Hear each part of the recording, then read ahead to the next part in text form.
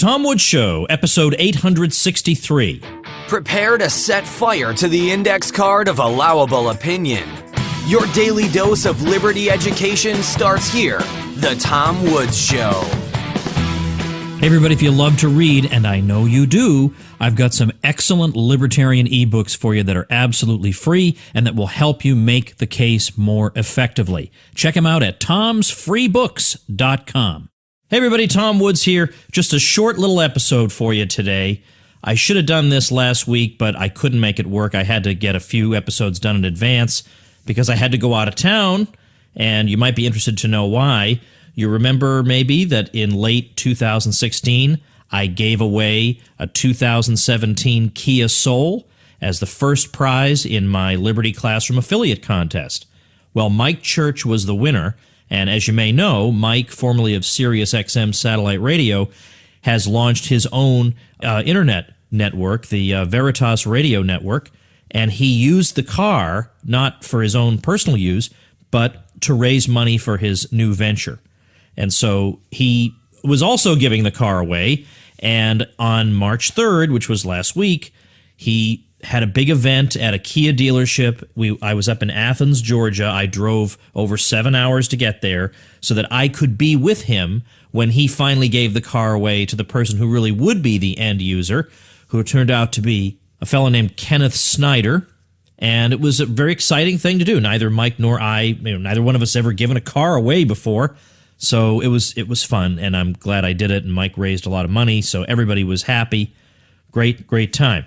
All right, so I just want to say a few things related to the Donald Trump speech to Congress, mainly on the spending side, and I'll have a couple of links for you probably to items on this. Ryan McMakin over at the Mises blog did a good analysis of the speech.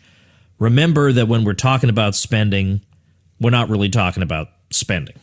What I mean is, when we talk about spending cuts, it's all smoke and mirrors because there's so much of the budget that's already spoken for that there's very little room you have to do any cutting if you were inclined to. And Trump doesn't look like he's particularly inclined to. So, for example, Social Security in 2016 was 23% of all federal spending. Medicare was 15% of all federal spending. Medicaid, 12% of the budget, and quickly growing. There's that. Not to mention a lot of other things that are more or less off the table, like the Pentagon budget. Well, it wouldn't have been off the table for me, but Trump says we have to increase the Pentagon budget. He wants to increase it by $54 billion. We're going to rebuild the military. Now, it's true, if you look at the raw statistics from 2001 to the end of that decade, you do see that the number of battle force ships in the Navy and Air Force planes, the numbers do seem to go down at the very moment that their budget is being increased. There's an extra $1 trillion, a couple of extra $1 trillion that were spent on the Pentagon during those years, and half of that went to the wars, and the other half, we don't know where it went because it certainly didn't go into building stuff. So the spending is there. The money is already there. The U.S. government, of course, is spending about what the rest of the world put together is spending. And, of course, a lot of these weapon systems are completely irrelevant to whatever threats Americans might face today from unconventional forces. So it's a boondoggle, and unfortunately, it's not one that's going to be taken on by Trump himself. Then, of course, we get the $1 trillion investment in infrastructure. Now, Ryan McMakin says maybe this will be $1 trillion of government spending.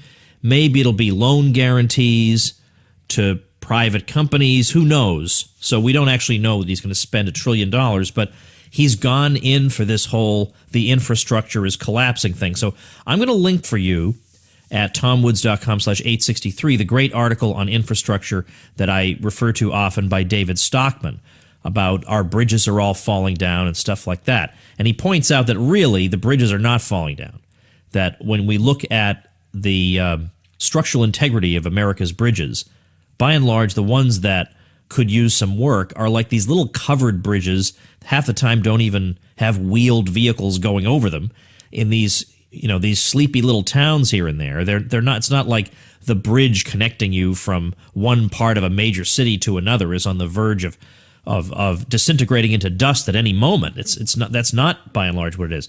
Most of these bridges are tiny little bridges with almost no traffic going over them, and we're making major domestic policy on the basis of these phony baloney statistics about bridges. On top of that, why is this a federal expenditure anyway? I mean, you could argue the highway system that Eisenhower put into effect is a federal program. You can argue the constitutionality of it, but you could argue it's a federal program. But generally, road building and infrastructure is local stuff, local and state stuff. So it's not clear why you would need $1 trillion federal dollars here. So we've got this proposal for infrastructure spending. We got all the social spending, the entitlement spending and stuff that I mentioned. Then another 2% is transportation spending. Another 21% is military and federal law enforcement. So now you've got about 3/4 of the federal budget that Trump is not even going to touch, except maybe to increase.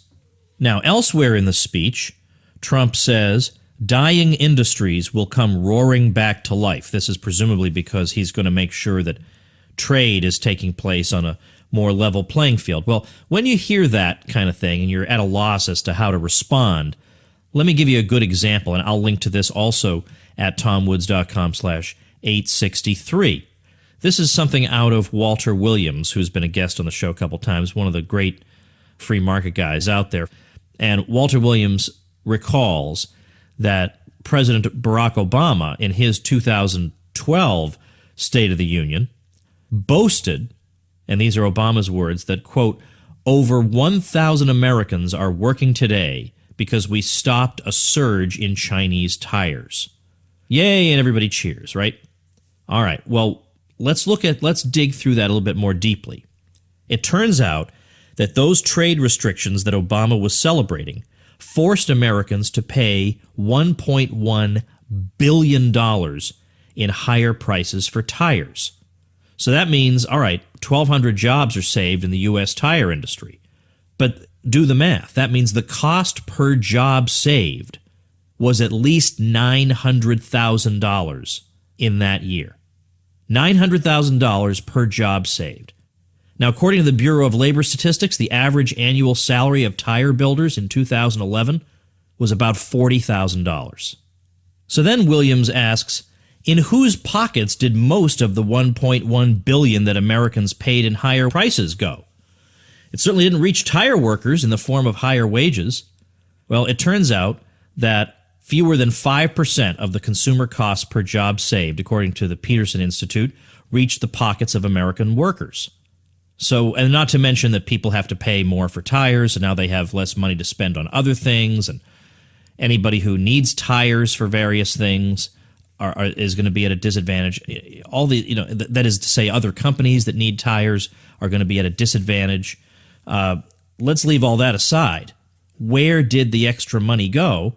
Well, of course, it went into the hands of corporate senior managers. That's where the money goes. So this is the way Gary North puts it. He says, do you really want higher sales taxes? You do if you vote for any politician who says that this nation needs tariffs in order to protect workers. What he's really saying is that the workers to be protected are senior managers in large manufacturing firms. You, as a consumer, will be required to pay these senior managers extra money because you will not be allowed to buy higher quality goods that have been exported from a foreign country. You're going to have to pay more for lower quality goods that are produced by manufacturers who do not have to pay the sales tax. And so he says, look, if consumers want to line the pockets of senior managers of manufacturing companies, that is certainly their right as free people. But I don't think consumers really want to do this. That's a pretty good point, I would say. I would say, too, that the material on the drug war is just pathetic, because there's no idea that Trump has about prosecuting the drug war that hasn't been tried 8 million times before. Absolutely nothing. He has no new ideas whatsoever. And one of my favorite stories I tell in my book Rollback is about a big raid in San Diego, heroin raid, and all the agencies that had anything to do with enforcement of drug laws collaborated on this one day where they were going to pounce on all the heroin dealers at once. They knew who these people were. They're going to pounce on them all at once and grab them. And they did. And what was the result? For about a week, it was impossible to get heroin in San Diego. But by 1 month later, it was right back to the way it had been. The complete infrastructure was back in place for the distribution and sale of heroin. But this time, law enforcement had no idea who was distributing it. And that was what they had to show for probably the most coordinated effort the city had ever seen. Now, there's some okay stuff in the speech, like a deregulation task force inside of every government agency, imposing a new rule which mandates that for every one new regulation, 2 old regulations must be eliminated. I mean, obviously, we'd be crazy not to welcome that if that actually happens. And then, if he's saying that companies will pay lower taxes and possibly individuals will pay lower taxes, that'd be great. I doubt my taxes are going to be lowered. But, of course, what does that mean if the spending stays the same or increases? Who knows? I mean, he's pointing to very, very trivial decreases in spending. This project where he jawboned them into lowering the price of a plane or whatever. That's just not going to cut it. And then you just get all these, the typical... I mean, this is a speech that could have been given by a lot of presidents, with the exception of the immigration material, which I grant you is different, and the trade stuff. But other than that, it's all these messianic promises about what government can accomplish. Then he's got this passage about we need to enforce a nationwide school choice plan, which the federal government obviously has no authority to do. Why doesn't he just say, look, let the states do what they want here? Let's get the federal government out of it. Let the states come up with their own policies. And he says education is the civil rights issue of our day. Well, that's straight out of George W. Bush. So same old. We Americans voted for Trump, I guess. I mean, that's what the Electoral College result says. Americans voted for Trump. And they're getting Jeb Bush in this speech anyway, at least in this speech. And I went and when I was talking to Mike Church, who's been sympathetic, I think, to Trump simply because he's not Hillary Clinton, he was not in a good mood about this speech at all. I'll link to the speech also at tomwoods.com/863, but it's, you would think for an outsider, so-called, you were going to get something a little bit edgier, let's say, than this, but you didn't. All right, I think that's all I'm going to say. I got to run anyway. I had a crazy day today, but I want to mention another website created by a listener of the show you're going to like a lot. It's CameronJEnglish.net. Cameron, Cameron, Jenglish.net. And the site covers science and public health policy from a libertarian perspective. Now, that is filling an important gap. For example, he's got a post on how Trump is going to influence science policy in America. Well, very hard to get dispassionate looks at any of that sort of stuff. So I think you're really going to enjoy this particular site. It's I'm looking at it right now. There are a bunch of posts that you'll find interesting, I promise. There's a post from just last Friday, March 4th, 2017. Tax diet soda or you're racist.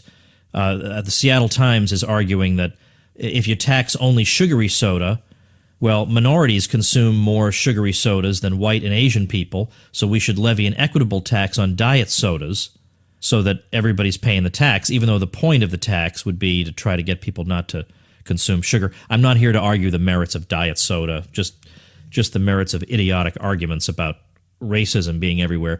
But anyway, science and health policy over at CameronJEnglish.net. I'll link to that too at tomwoods.com/863. Remember, of course, if you get your hosting through my link, I'll mention you on my show, give you a nice juicy link on my site on the episode where I mention you, give you 24 video tutorials plus membership in my exclusive secret bloggers group where we all help each other out with all kinds of questions that people have, problems they need solved. We solve them all together. So check that out if that interests you at tomwoods.com/publicity, and I'll see you tomorrow. Become a smarter libertarian in just 30 minutes a day.